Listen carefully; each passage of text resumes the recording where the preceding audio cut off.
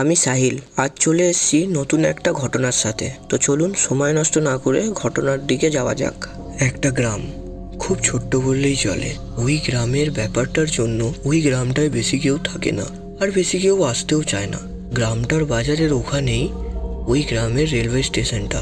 এই রেলওয়ে স্টেশনটা দিনের আলোয় সবকিছুই নর্মাল, বাট রাত হলেই শুরু হয় এক ভয়ানক মৃত্যুর খেলা।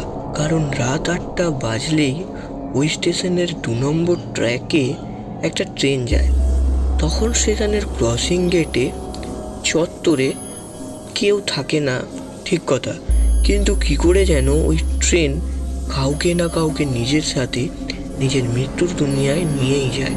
আর একটা বিষয় হলো, ওই বাজার থেকে বেশ কিছুটা দূরেই একজন তার ফ্যামিলিকে নিয়ে তাই ওই ফ্যামিলির বাচ্চা ছেলেটা ওই ট্রেনটার কাণ্ড দেখতো আর ভাবতো, আমি একদিন এই ট্রেনটাকে শেষ করব আমাদের গ্রাম থেকে। তারপর এইভাবেই পার হয়ে যায় 5টা বছর।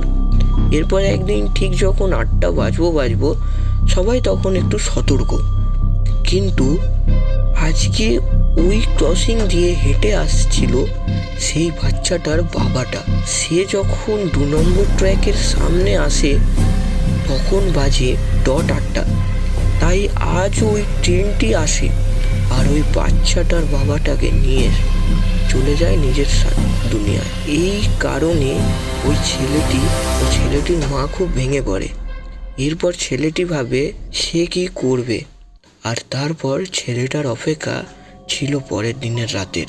পরের দিন রাত যখন 7:55, সেই সময় ছেলেটা ক্রসিং গেটের গিয়ে প্রথমে খড় ও কেরোসিন ঢেলে জায়গাটা রেডি করে রাখে। তার সাথে নিজের কাছে একটা দেশলাইও রাখে। তারপর যেই ট্রেনটা এসে পৌঁছায় ওই ক্রসিং গেটটার সামনে, অমনি ছেলেটা দেশলাই জ্বালিয়ে ছুঁড়ে দেয় সেই খড়ের উপরে। তারপর ট্রেনটা তো গোটা পুড়েই যায়। সেদিন থেকে আর ওই ট্রেনটাকে ওখানে দেখা যায়নি। এইভাবেই ওই সাহসী ছেলেটা গোটা গ্রামবাসীকে বাঁচায় ওই ভয়ানক ট্রেনটার হাত। এবার আসি ট্রেনটার ব্যাপারে।